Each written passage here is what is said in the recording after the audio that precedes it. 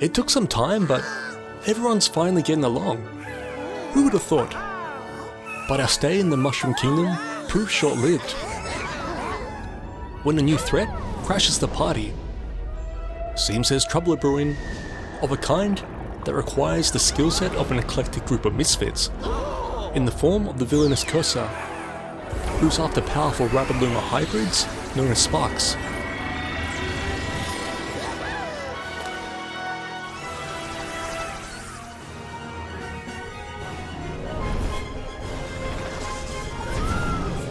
That's our cue to take to the stars on an intergalactic rescue mission.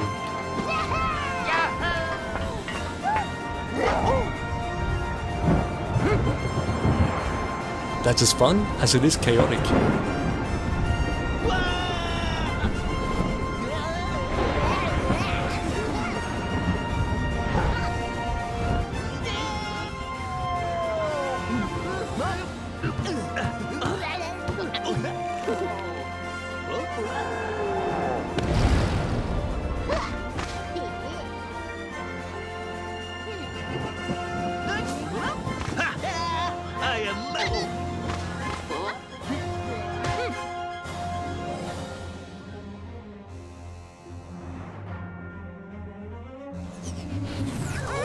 Let me introduce you to the WM Arc, or the Washing Machine Advanced Rabbid Carrier.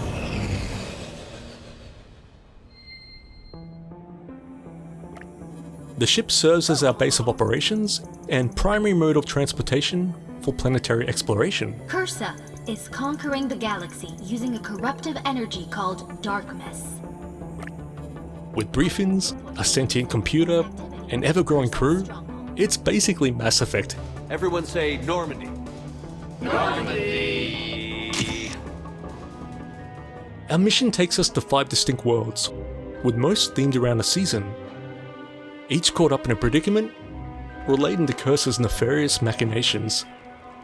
So we best select a destination on the galaxy map, set course and get to work. The first Mario Rabbids game seemingly came out of nowhere as an interesting experiment, bringing a weird combination of characters together in a completely unexpected genre. The aesthetics of Mario with the gameplay of XCOM, and it was crazy enough to work. Sparks of Hope proves a worthy successor, taking cues from Super Mario Galaxy, with Rosalina and her Luma pals jumping into the fray. First impression? The subtle changes in how everything plays that immediately messes with muscle memory. While it takes some time to adjust, the game thankfully is in no rush, and you're provided with tutorials every step of the way as new mechanics are introduced. The worlds here are brought to life with a bright, colourful aesthetic, and incredible attention to detail. It's always a good time to see the varied rabbit antics happening in the background. An illegal pumpkin pumping ring. We best leave this to STEM, the Squash, Theft and Exploitation Manhunt Unit. But behind all this is a surprisingly involved strategy game, offering turn-based tactical goodness, with adjustable difficulty that can be changed at any time to suit your particular skill level, and a whole lot of side quests to busy yourself with while exploring your newfound surrounds. This time around, encountering enemies in the wild is a bit like in a JRPG, where they're represented by a solitary bad guy who wanders about doing their thing. They'll put up a bit of a chase if you get too close, but will leave you alone if you put some distance between them. Given an opportunity to flee if you're underleveled, or just not feeling it. An enemy's difficulty is shown above their head, so plan accordingly, friend. But if you're up for a fight, you'll be transported away to elaborate battle arenas. First up, you're given the opportunity to manage your team. Every character has their own unique abilities that complement others in the right combination. A balanced squad with everyone working together cooperatively makes for a force to be reckoned with. And it's fun pairing up different combos, like having a character with their rabid doppelganger. I feel stronger.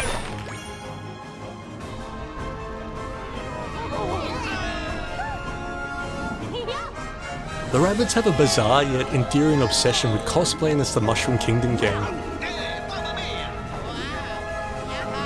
It's always hilarious to see their take on a specific character, as well as the embellishments they make. Rabbid Peach is always texting and taking selfies and generally doing un-Peach-like things. And Rabbid Mario is a bit on the smarmy side. Seriously, Rabbid Mario? No matter how hard you try, your chances there are doomed. But undeniably plays a mean ukulele solo. Take it away.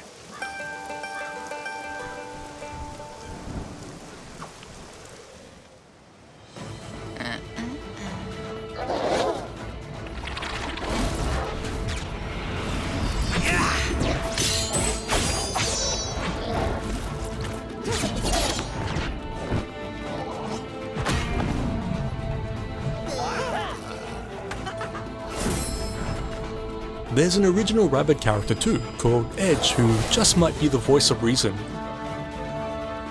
Their differences are reflected in fighting styles. Some characters can snipe enemies from further away, while others are more formidable in close quarters. And some work better in support roles, like healing the squad when damage is inevitably taken. There are team jumps too, allowing you to clear obstacles and traverse much greater distances. And dash attacks that let you hit an enemy before moving back into cover. Using the battlefield to your advantage is strategy tried and true. It's important to plan ahead, like positioning yourself with enough cover, on high ground, or by setting up another character's next move. Soon enough, you'll get into a rhythm, switching back and forwards with an eye on the bigger picture. Beepo can scout the arena before the fight too, analysing enemy strengths and weaknesses. You'll often have different objectives to keep things fresh. There's a slightly shifty local vendor whose store is equipped with a variety of items for purchase. These are particularly useful in combat, though they count as an action point. And the whole game is basically built on the foundation of spending the action points effectively.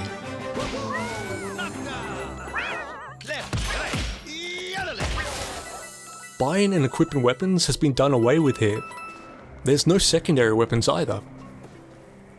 Any initial sense that things have been excessively streamlined though is quickly proven wrong. Turns out there's even more variety and complexity this time around. All thanks to Sparks.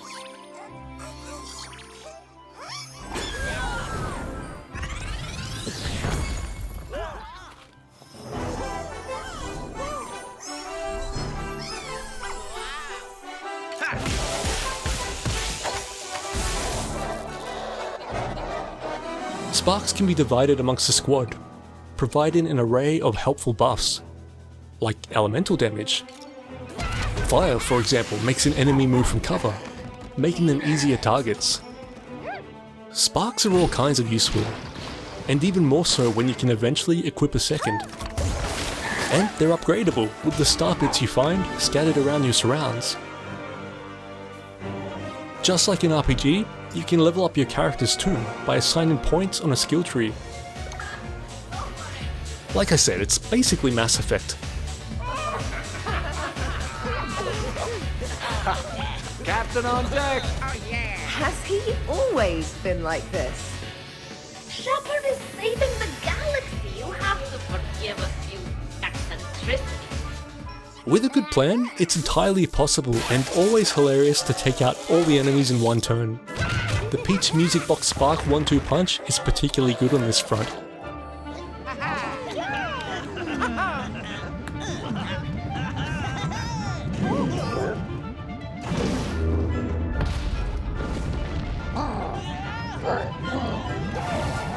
If you're feeling impatient to make your next move, you can fast forward enemy actions.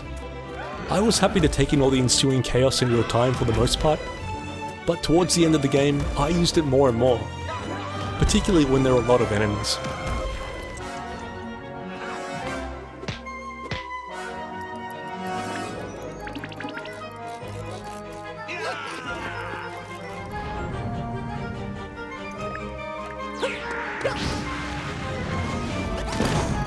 Speaking of enemies, there's a wide selection.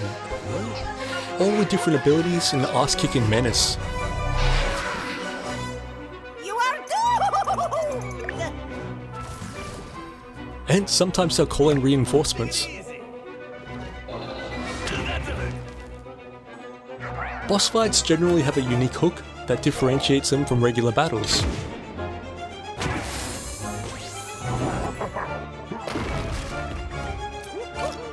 With more elaborate objectives or something unique happening in the level design.